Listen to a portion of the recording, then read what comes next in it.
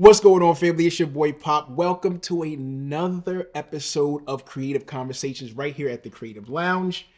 Listen, I know that you've been enjoying this series. I've been enjoying this series. And in this series, we're highlighting entrepreneurs who are doing amazing things. And I get the privilege and opportunity to be able to highlight what they're doing in their businesses, what they're doing in their communities, and what they're even doing personally, right? And so I hope that you tune in to learn about another amazing entrepreneur that we're bringing to the show. Listen, here's the name of the company, okay? The Copper Faucet. Now, I want you to tell me or just think about for a minute, what do you think she does? Okay? You got it? Well, she's going to get into detail in just a moment. So let's get into the episode.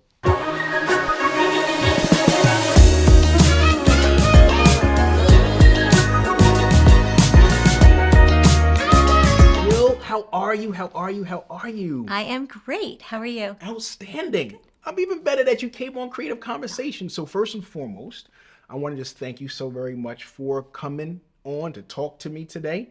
And I think this is going to be a really great conversation, right? And so we're going to get right into, well, actually, let me back up.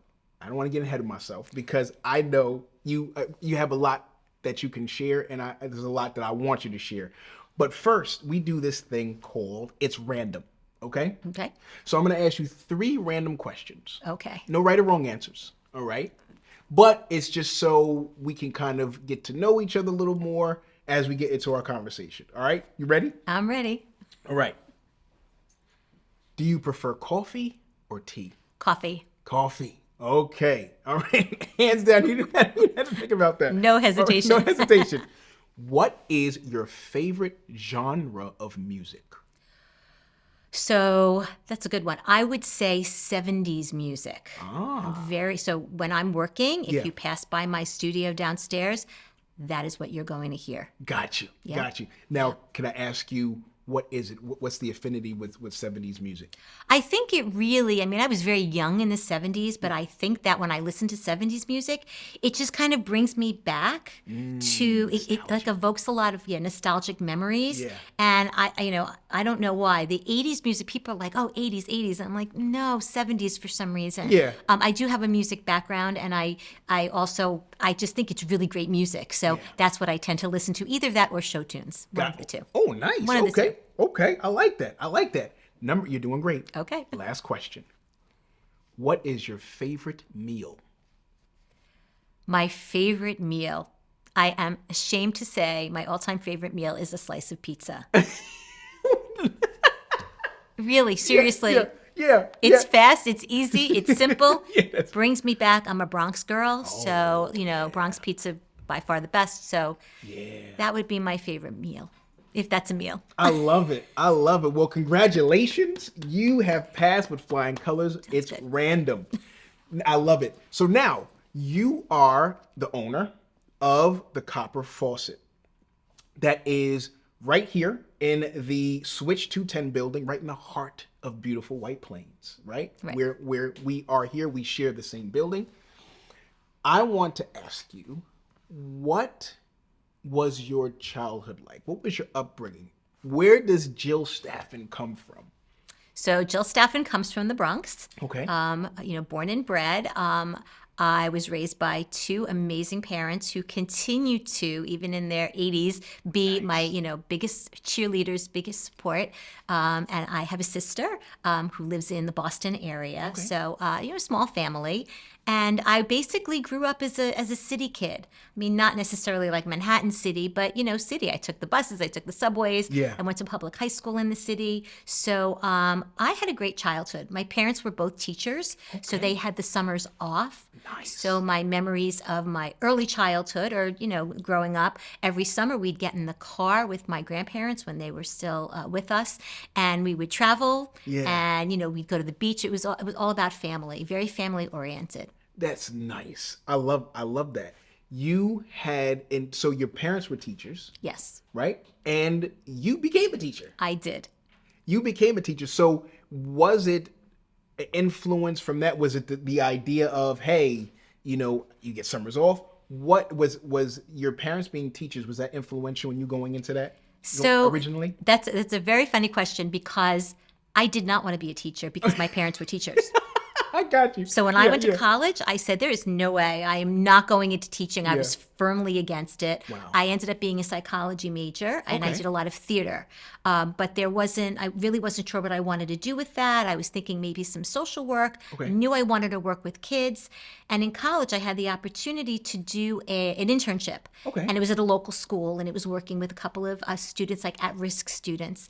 And every time I would drop them off in their classroom after I was, finished playing games and drawing and doing crafts with them, I would look at the student teacher and be like, I should be doing that. So okay. it was a very last minute decision in my senior year of college. And I applied for grad school and I got in, and 2 years later I was a teacher. Wow. And I did that for 20 years. For 20 years. And you taught, what was the grade that you taught? So 10 years was in public education, 11 years actually, public education, mostly first grade. I jumped around the grades a little bit, but first grade was really where I landed and really where I felt like that was my calling. Yeah. And then when my kids were born and I stopped working, I started volunteering at the preschool. And then as soon as they heard that I was a certified teacher, they just pulled me right in. And then I started working with real little ones, the 2s, the 3s, the 4s. And eventually I created a transitional kindergarten program right here in White Plains at a small school in White Plains for those kids that need that like extra year. Yeah. I did that for 3 years. Nice. So it takes a lot of patience to deal with first graders and kindergartners. Okay, so I applaud you and I salute you. Patience.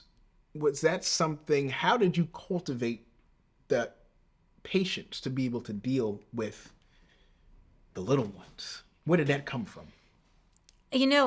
I really just enjoyed working with kids. Okay. So I don't even think I ever thought about it. There were definitely, there are moments of frustration, but I think the rewards always, outweighed that.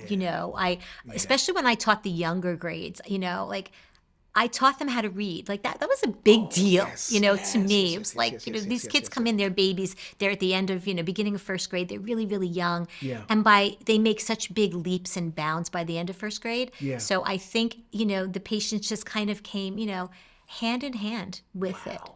Wow. I love that. And I want y'all to stick a pin in that because we're going to come back to that because I think that's a big piece of your now story, right? Yes. So, teacher for 20 years, married, Yes. 2 children. 2 children. Boy- 3 children. 3 children. 3 children. 3 children. 3 right. children. And so you have now family, you've been teaching for 20 years. Did you decide to stop teaching when your children were born? Okay. Right. So when my son was born, my oldest, I had said, my husband and I had said, by the time he's in kindergarten, that would be a good time for me to take off. Got you. Okay. So that was the original idea. Then 2 years later, I had my second son. And he, when he was born, he had some gross motor delays. Okay. So I decided this was the time really to take off. Oh, okay. So I did, just so that I could kind of be with him and, monitor him and whatnot. And then I had my daughter a few years later, 3 years later, and I had to go back to work. We really needed the money. So I went back to the public school for 1 year. Okay. We tried to make that work. I had 3 kids, under the age of 5. They were out a lot. They were sick. When they were sick, I was home. Yeah. So my husband and I made the decision, you know what, let's try to make this work. Gotcha. So I resigned my position. It was a big school district in Westchester, but I resigned. And then my daughter was about 2, was in preschool, and they said, hey, you wanna help out like once or twice a week, come in and fill in and float. And I had no kids at home at that point. They were all in school. Okay, I said, sure. And then it just kind of built from there. They offered me a 3-day-a-week job, then they offered me a 5-day-a-week job. So it worked because I had less hours than I did when I was teaching public school. Got you. People think public school, you're off at 3, you have the vacations off. It's not. You're never really off. The students leave at 3. Yeah. But I was at school till 4:30. Grading papers, doing lesson plans, other things. Yeah. It was a lot. And then, going home, I was then going to my own children, and I felt like, I never really had that break. Wow. So, teaching I applaud teachers. Yes. It's people don't understand. And when I was in the midst of it, somebody once said to me, "Oh, you're so lucky, you have such great hours." And my answer was, "You should do it. You should become a teacher." And then people kind of got quiet after that, because it takes, I don't want to say a special person, but I think it takes just a different personality to be a teacher, or to be a doctor, or to be a lawyer. Like, everybody has their own, personality. And it was a great job, but I don't miss it. Gotcha. I miss the people, Yeah. but I don't really miss it because I'm so busy now. I don't, every once in a while I think about it, but it was the right decision to stop when I stopped. Got you. Okay. So you have your children. Now you totally are out of teaching. Where does soap factor in or interject into this story? So if you had told me in my early teaching years that I was only going to teach for 20 years and then I was going to be owning my own business, running a soap company, I would have, thought you were nuts. Yeah. It never was even a thought. Wow. So when towards the end of my teaching, when I wasn't really sure if I really wanted to continue much longer, my kids were getting a little bit older. I really wanted to be home with them. I wanted to be available. I wanted to be that PTA mom. Yeah. I wanted to be running the bake sale and all of that. I love it. Yeah. So it was in the back of my mind. And then, I just did it. I did it, and I was home, and I was available, and I did the PTA thing. I was president of the PTA. I did all that leadership. So I was still involved in the school somewhat. Yeah. It was still, it was always going to be a part of me. And I was a parent, but I was also understood the teacher perspective of it, which some of the parents didn't like on the PTA, because I would be defending the teachers, but really wanted to make it work. I love it. But I really stopped teaching when my daughter was going into high school. Okay. That was the year end. So I was working, part-time as a nursery school teacher, not full days.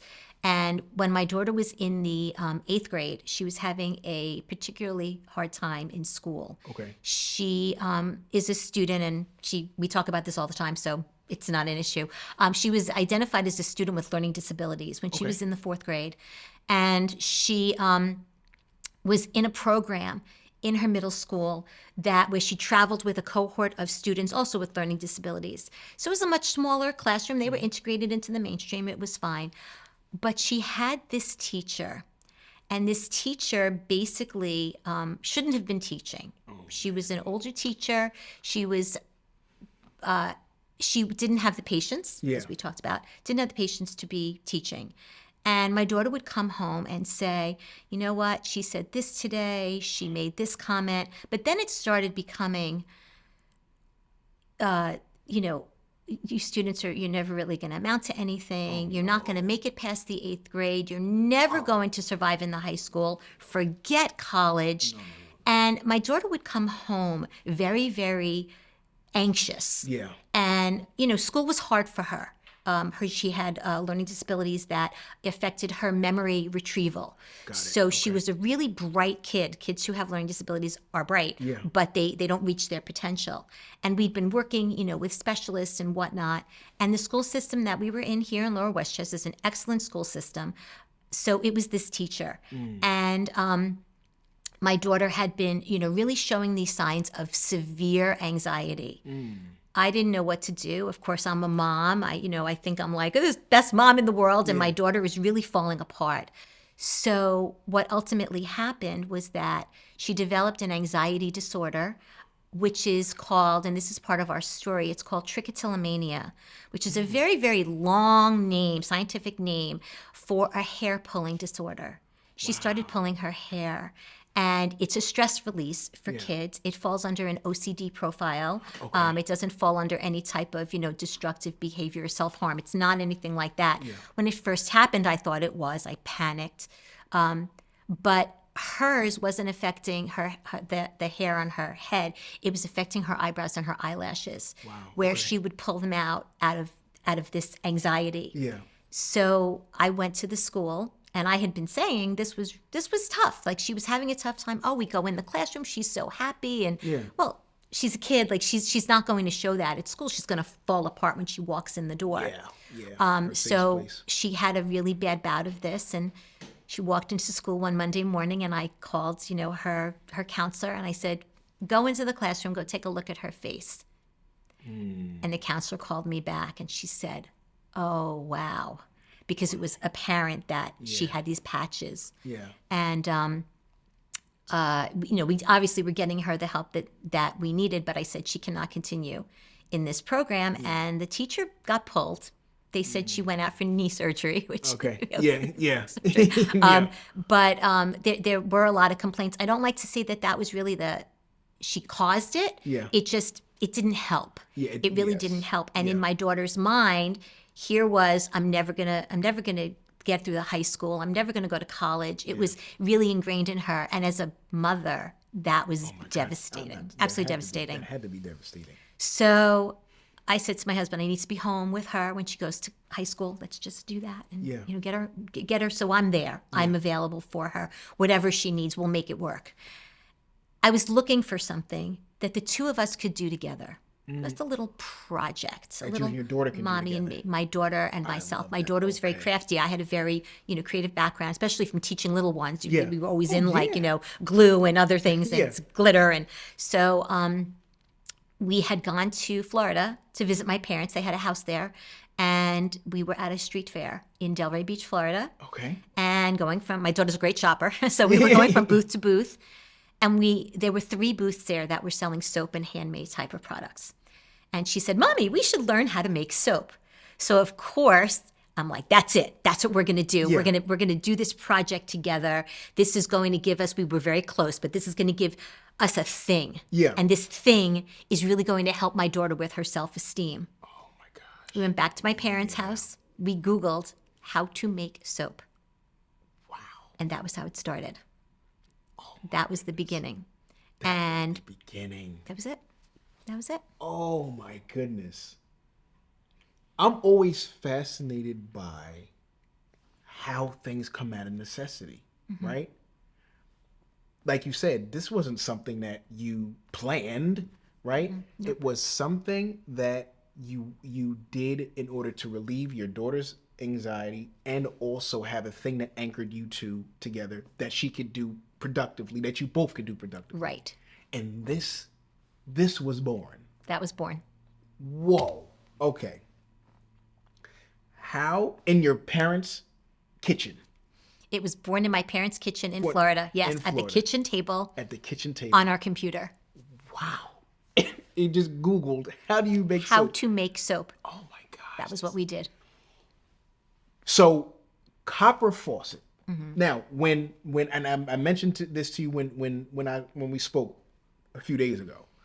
So when I got the confirmation that you were going to be coming on the show, and I saw Copper Faucet, and then I looked a little further into it, and I was like, hold on, Copper Faucet soap company? I was like, where did that come? Like, so initially, I'm like, what is Copper Faucet? Like, it sparked my intrigue. Where did Copper Faucet, where did the name come from? So about 3 years into our business, we had a prior name before. Okay. My daughter had come up with a different name, and we were growing. We were in a lot of local little street fairs and events and holiday markets and whatnot. Yeah. And we had somebody that was interested in putting us on a women-owned business website. Okay. We were going national. Yeah. We were very, very small at the time. And our name got out there, and we received a cease and desist from Okay. another company who had that name. Okay. It was similar. It wasn't exactly the same. It was similar.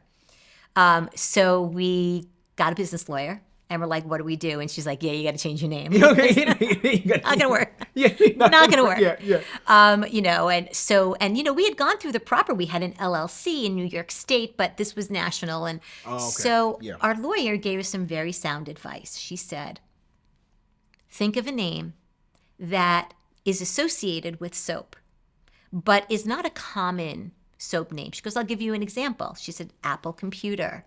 Okay. Yes. Before Apple Computer was born, when everybody thought of an apple, they thought Yeah. of an apple, a red yeah, apple, yeah. a green apple. It had nothing. It has nothing to do with computers. That You know, is I mean, you can, wow. there's probably more to the story than that. Yeah. But she said, if you could come up with something. So, we of course were very upset about this whole thing. The other company was very nice about it. They were Yeah. like, they gave us like 6 months Oh, to, nice. to really Okay. like, change it over and whatnot, because we Yeah. had packaging, we had all of these things going on. Yeah.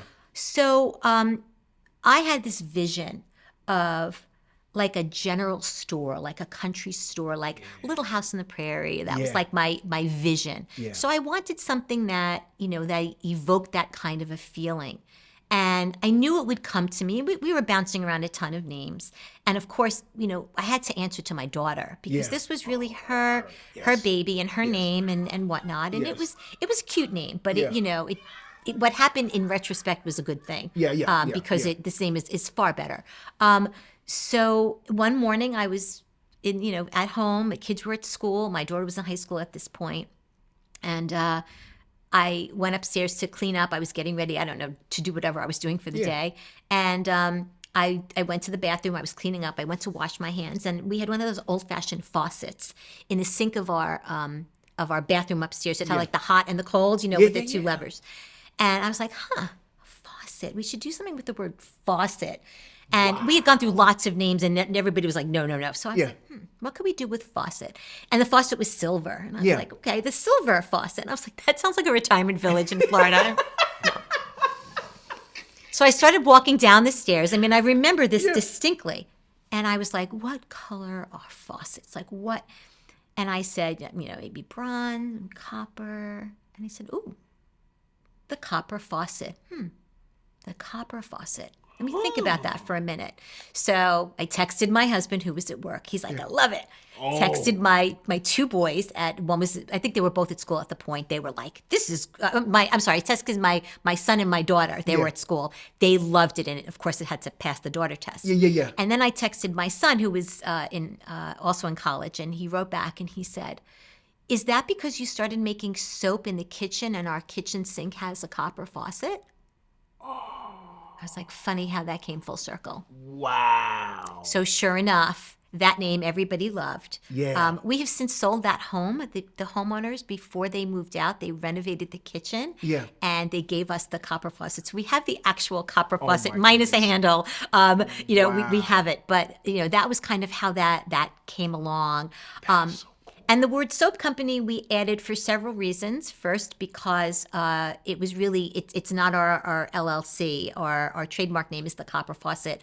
The Copper Faucet Soap Company is our DBA, Got or it. doing business as. Yeah.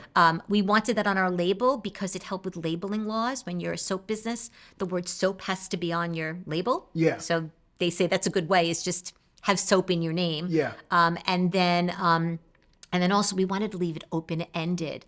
And I'm glad that we did, because at the time we weren't making what we are making now. Yeah. Reed diffusers and candles and body butters and scrubs and men's products. So it kind of lent ourselves to that. Everybody knows this is Copper Faucet Soap. That's kind of the name that we Got it. use. If we're in an event and they say, how do you want to be listed? Yeah. Because we have gotten phone calls from people that, they have plumbing issues. Yeah. Somebody once called and said, what's your estimate to fix a toilet? I was like, excuse me. and it took me a minute. Yeah, and yeah. they're like, aren't you the Copper Faucet? I'm like, we make soap. Yeah. So we do get that once in a while. Yeah. But that's really the story of how the name came to be and, how it grew. No, that's amazing. That is an amazing story. Like, see, things like that.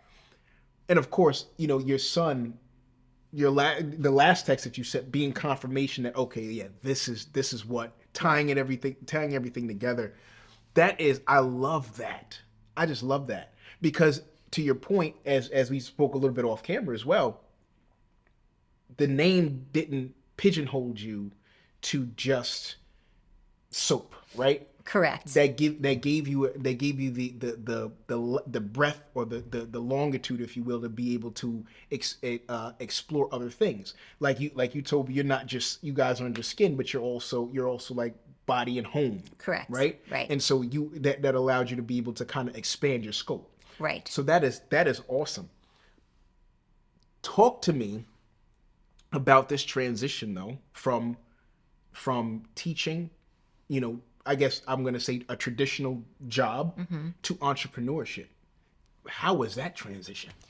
So that was a little rough because, well, the creative aspect of it was easy. Yeah. Because what it allowed me to do, especially in the beginning, was as a teacher, especially teacher of little ones, my hands were always in like crafts. Yeah. We would do a unit on, anything, dinosaur, solar system, whatever it was. There was always a big art component to it. And I was always with the paper mache. And I was, I wanted these kids to have all the different experiences of whatever it was they were learning about. Yeah. So I was missing that. So this filled that void of how do I channel the creativity that I used to pour into my lesson plans into what I'm doing now. So that part came easy.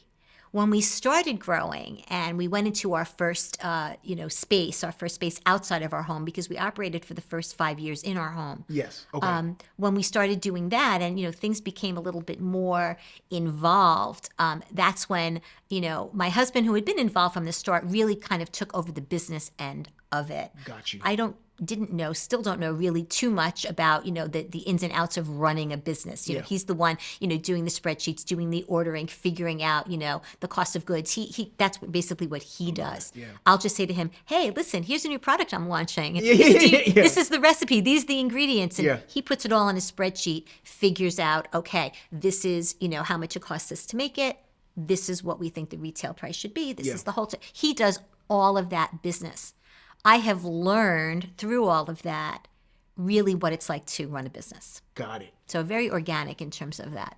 And what I love about that too, as we discussed, your family's all in. All in. Your husband's all in. Your 3 children are all in. Right. Right? You guys are doing farmers markets and things along those lines, and you all are. I could imagine, if you got 3 that are happening the same day, everybody could kind of spread out and kind of attack all of the different, points. Absolutely. And take advantage of all of those things. That how has that, having your entire family behind you, how has that helped you in your journey? It's instant support. I mean, I think you can't do this unless you have a support network. And I have my family, and then I have my friends and my business associates. And a lot of times it's intermingled in terms of the support. But your family you can always count on. Yeah. They're the first guinea pigs. I mean, they're the ones, when we recreated our soap recipe, they were the ones that were like, here's 3 different soaps. Even my parents, you need to rate these. I need to know which one you like, how you feel about them. Is one better than the other? Is one make more bubbles, or one feel drier on your skin? Yeah. So my family is always the first point of being the guinea pigs. I love it. Yeah. But when it comes to, situations or decisions that we have to make, they're there. Yeah. They're there to, to be, to be my sounding board.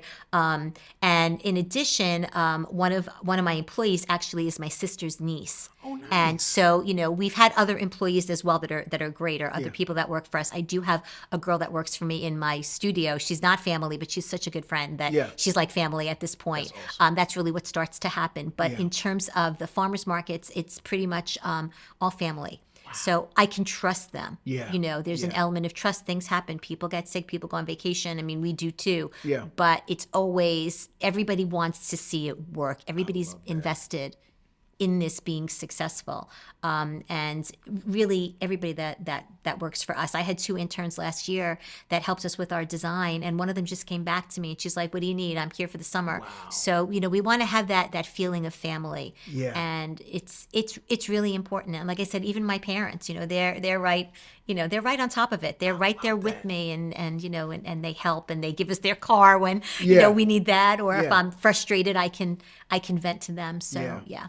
That is awesome. Oh, I love that. I love that. I love that. Now, also, in this industry, right, with soaps and, and housing, home products and things along those lines, I'm sure it's a very competitive industry. And, when we talked before, it was like, there's 1,000, or 1 million, right, folks that make soap. What makes your soap, your products, unique from others that are out there? I get asked this question a lot. So the thing about soap is that we all have our own recipes. We all have our own ideas about what it is that, that we want to put into that. I will shop from other soap makers just because I love handcrafted soap. And I love talking soap with other people. Yeah. The biggest difference that we have is our ingredient list. And there is an ingredient in soap that a lot of soap makers use, which is palm oil. And palm oil is a great ingredient for making soap. Palm oil and coconut oils are like the two biggest. And there's, without going into the whole science of it, because there's a whole chemistry behind it, different oils and different butters that you use in combination to make soap have different properties for them and how they enhance the soap. So example, coconut oil is a very cleansing oil. Okay. So that's great because you obviously, you want to get clean when you use soap. You use too much of it, it's going to cleanse too much, it's going to dry you out. So you have to have this knowledge and this balance of, of what you're doing. You can't just say, I'm going to make 100% coconut oil soap. You can for washing dishes, but not for washing your body because there's a big difference. Palm oil is also a great oil for making soap because palm oil, like coconut oil, cleanses, makes a lot of fluffy bubbles. Yeah. It's very soothing on the skin. But there's a lot of controversy out in the sustainability world on the use of palm oil. So when we reformulated our soap in 2020, we pulled palm oil out. And you can get sustainably, responsibly sourced RSPO, they call it palm oil. But I didn't want the discussion because people that are very adamant, very strong-willed, they see palm oil, they will walk away. Got it. And it's not easy. It wasn't easy to do. It took us lots of guinea pigs, lots of testing to find the balance because you can't just say, okay, well, I'm going to pull out the palm oil and I'm going to put in, the same amount of avocado oil. You can't because that has limits on how much of a percentage you can put in. So it was a lot of trial and error. Yes. And we worked for practically, I'd say, 6 months to a year perfecting this recipe.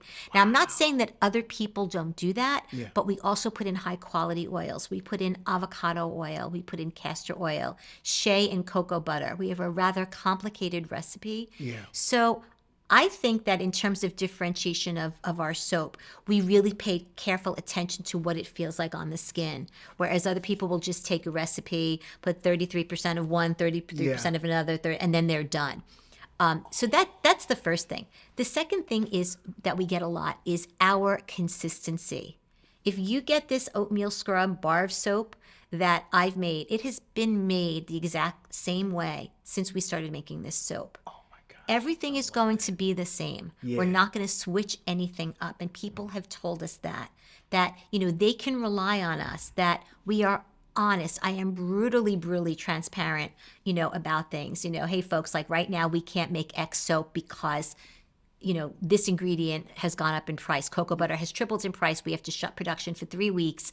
I'm very, very honest about what goes into it. I love that. And I think people see that. Yeah. And I think they see the family-oriented aspect of it. And listen, there are a lot of other people out there that are doing it that really are doing that as well. But our customers have grown to trust us. Yeah.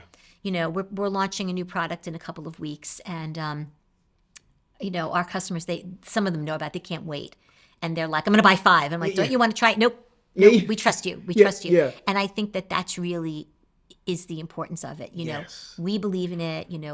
Our hands are in it. We're there in the thick and the thin, in the rain, in the winds at these markets. We were there Saturday in these, crazy temperatures on Saturday and wind and rain selling, and we're there. Yeah. So I think that passion and that knowledge, comes through to people. Yes, I love that.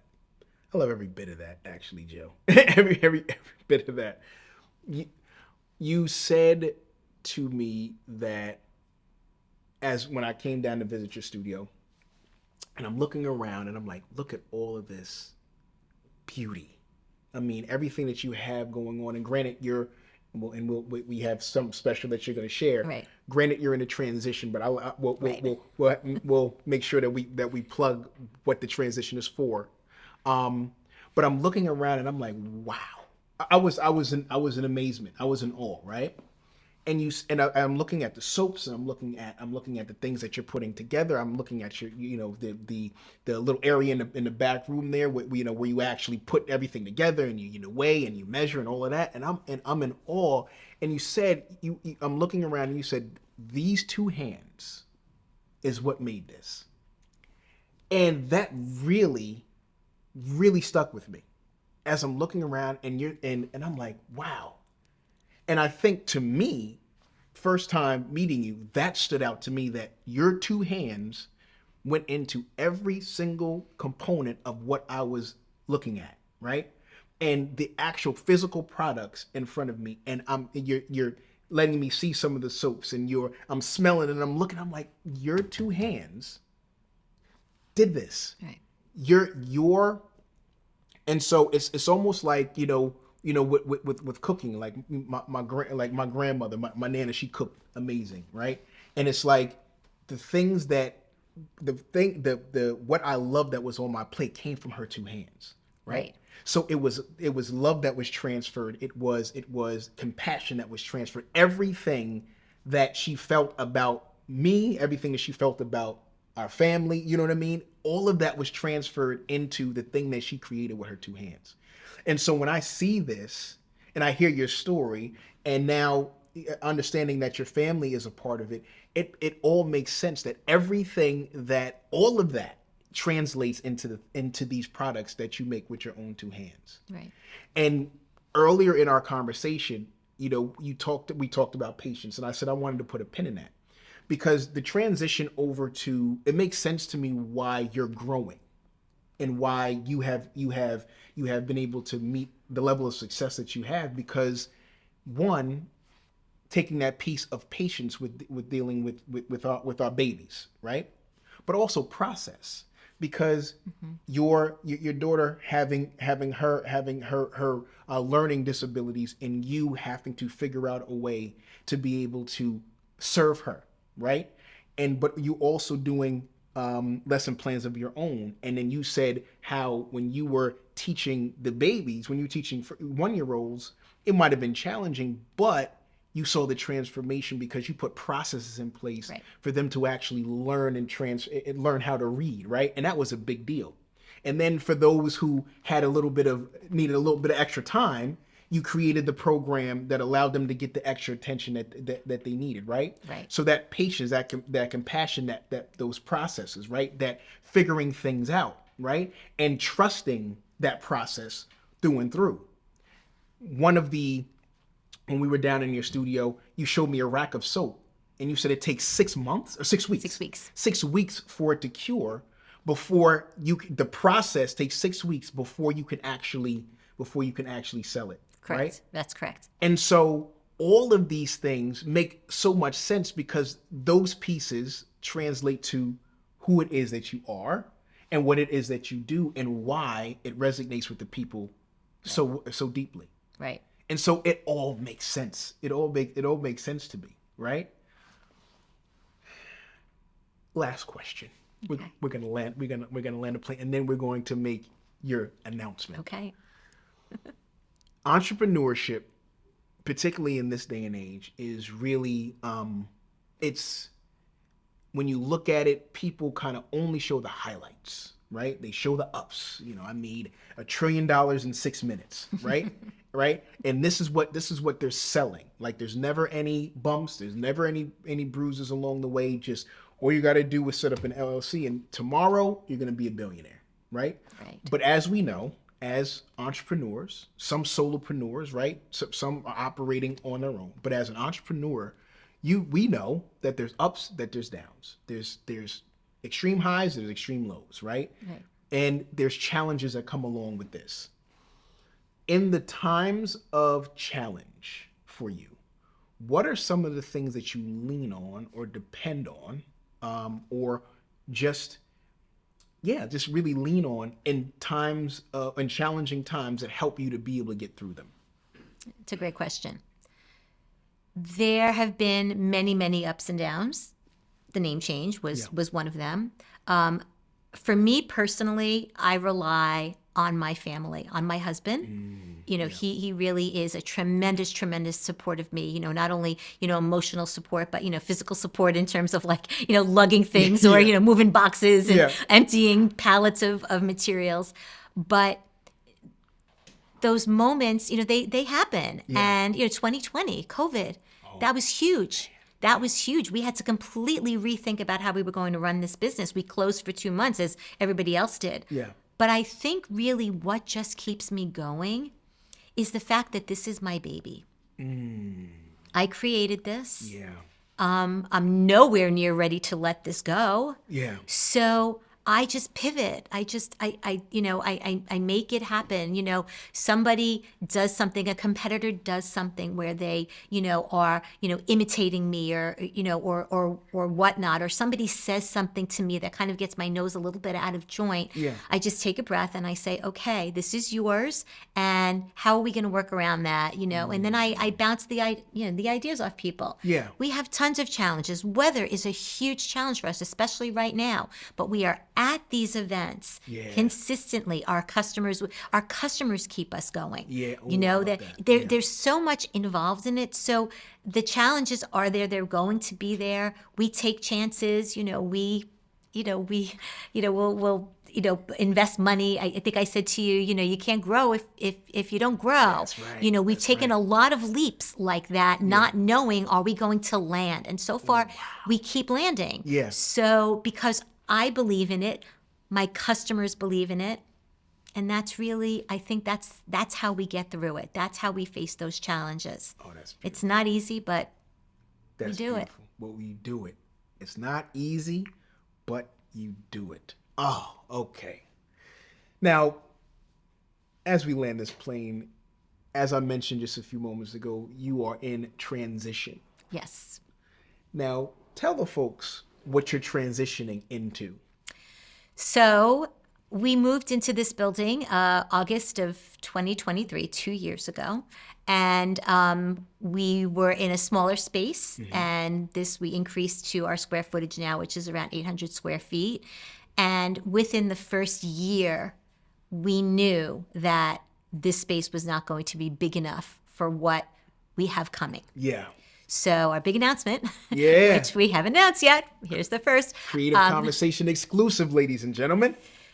Starting on July 1st, which is about 2 weeks from now, we are going to be moving within this building because we love this building. This building's amazing. Into a 1,500 square foot space, which is currently, as we speak, being outfitted for us. So we're basically going to be picking up shelf by shelf, moving shelf by shelf, and then product by product and moving it all over into that space. This is our 10th anniversary. March of 2025 was our 10th year anniversary. So we're calling it our anniversary year. We have a product that we're launching, a special 10th anniversary product that will come around that same time. And we are doing this expansion because it's not just about making the product and getting it out the door, which is how we've been operating. It's we need to store our raw materials. We need to store finished product, for wholesale orders. We just need more space. Yeah. So that's what's going to be happening. So y'all almost doubled your current Almost space. doubled. Wow. Almost doubled. Yeah. Congratulations. Thank you. Thank you. That's a big deal. That's a big deal. I'm telling, and that's a testament to, as what you said before. You continue to work. You take those leaps, even when you're not necessarily sure where you're going to land. But those leaps have paid off. Right. And if you don't grow, or you can't grow if you don't grow. Exactly. Man, that is awesome. And we started in our kitchen. We started in our kitchen with that copper faucet.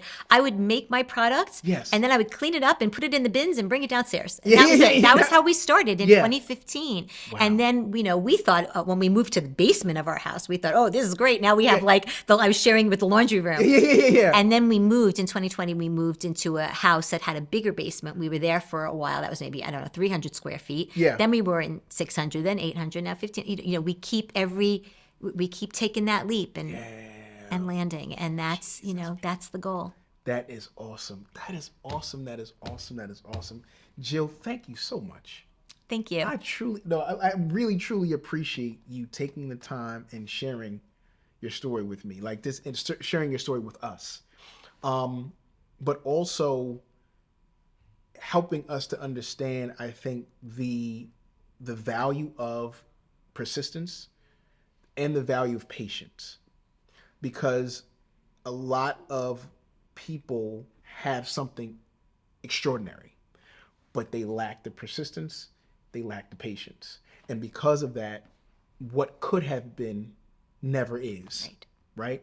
Right. And so the fact that you and your family, with the help of your family, you will continue to push through, make adjustments, test things out, not being afraid to do so, and not being afraid to invest in yourself. Right. And take those leaps of faith. That's the key. And you're and slowly but surely, you're doubling. And I like to say your territory is expanding. And that's exciting. That's exciting. That's Thank exciting. you. So Thank thank you, and we wish you continued success. Let the people know where they can find you, your website, social media, all of that good stuff. Right. So you can find us at copperfaucetsoap.com. That's our website. Also, we're on Instagram and on Facebook. And we are mostly at local farmers markets, which you can find on our website. There's a full list with all the dates that were there. We're in 13 different locations this year. Nice. We also do festivals. We'll be at the Pleasantville Music Festival. We'll be a vendor there this year. So yeah, we... That's our storefront. People ask us that. They're like, do you sell out of the shop? Not really. Our storefront are our markets. And we are extremely grateful to the market organizers, the companies that run these markets for believing in us, because, once they put you in one and you do well there, they put you in others. And they've been a huge part of our growth as well. So shout out to them. Shout out to them. Jill came bearing gifts. Okay? She came bearing gifts. And this basket smells phenomenal. Jill, please. Tell us what we got here. Okay, so I'll go through it. So this is our handcrafted soap. This is our oatmeal scrub, which is our best seller. Okay. So that we have all the ingredients listed on the back. You can see exactly what goes into it. Best seller. Yes. I love it. Cup of Joe is another one. The reason I brought you guys this is because we use local coffee grounds. So we try to use local business as much as we can, incorporate the ingredients in. So like our coffee grounds are local. We use the Cocktail Garnish Company, which is in this building. Yes. We use many of their products in our soap and our other products as well. Switch 210, man. And I brought Cool Vibes because this is one of my personal favorites. It's like a peppermint soap, and it's very like alive and awakening and whatnot. So those are our soaps right there. This is a sample of our body lotion. Okay. We have body lotion and we also have body butter. And the main difference being that the body butter has cocoa butter in it and the lotion does not. So it's just a little bit thinner. Okay. But it's great. It's a bestseller. I mean, we go through these like crazy. Okay. We also have a sugar scrub, which I did not bring, but we do have that as well. Got it. This is an example of our body oils. I brought you guys this is our men's body oil. We don't like to gender assign our products, but these have more like not the floral smells. Okay. The floral smells are more of those are in like a white bottle, and then we have these in the amber bottles. This is part of what we call our man cave collection. So body oils are great. It's an alternative to using the body butters, and it's a great moisturizer, and it will sit on your skin for a while. Oh, okay. So they smell great. Definitely want to use that. Yes. This is one of our home products. It's our room mist. Okay. So it's a way to just add a little spritz of fragrance to your home. Nice. Suddenly someone is unexpected at the door. Yeah. You run to the to the powder room, or you spritz the pillows really fast. Yeah. People use this in their car. I have a customer that uses it in her gym sneakers when she gets home. So it's just kind of like a deodorizer, but it's all natural. Nice. This is a reed diffuser. Okay. Where I gave you guys the man cave. I love it. So you just pop the reeds in. It's a way to disperse fragrance into a room without a flame. So that's the reed diffuser. And then this is one of our summer candles. I gave you Ocean Breeze. It's a nice light summer scent. Yeah. And as you saw, we hand pour those downstairs as well. And we're selling we have our summer candles collection right now. We are currently ordering all of our fall collections, so it never ends. It never ends. So we're getting all of our fragrances. We're discontinuing some. We try to switch it up every year. So I love it. I love it. This is awesome. Thank you so much, your little Jill. goodie basket right there. I appreciate you. Now let me just ask you with the lotion. Yes. the body butter is just is that just for the body, or can I use it on my face too? You could use, so the body butter is very thick, and Okay. I would call it. I don't want to really use the term greasy, but it's the greasiest of all. It depends on your skin. Got If it. you have super dry skin, you could totally use it on your face. Okay. The lotion is a better option. Okay. And then your body oil is going to be your lightest weight option. So I have some customers that will use the body oil on their face. We do have a fragrance-free one for that if people don't want to, Yeah. have the smell. We do have a face oil in the works. That's one of our products that's coming down the pike. Okay. So, but you could use these anywhere. It just really depends on your skin type. Got it. So, Got yeah. it. Okay. Thank you so much. You're welcome. You Hey. guys enjoy those. Y'all need to tap in. I appreciate you. Oh. Well, ladies and gentlemen, as I promised, another phenomenal episode. Okay? What I want us to take away from the episode is perseverance and patience, right? Because what you're doing as an entrepreneur, as a solopreneur, matters. The product that you have matters. The service that you offer matters. But the reality of it is that you're going to face ups and downs. You're going to face challenges. Like, that is a part of the game. So we have to make the decision as to whether or not we're going to continue to push through and trust the process. And my prayer and hope for you is that you choose to be patient and persistent. And I believe that as you do that, your territory will continue to expand. And Jill is a perfect example of that. All right? So thank you again for joining us. And make sure you tap in with her. Make sure all of the links and everything, all the information that you need is going to be in the description of this video. And listen, I want you to continue to push to greatness. Appreciate you. And we'll see you next episode. Peace.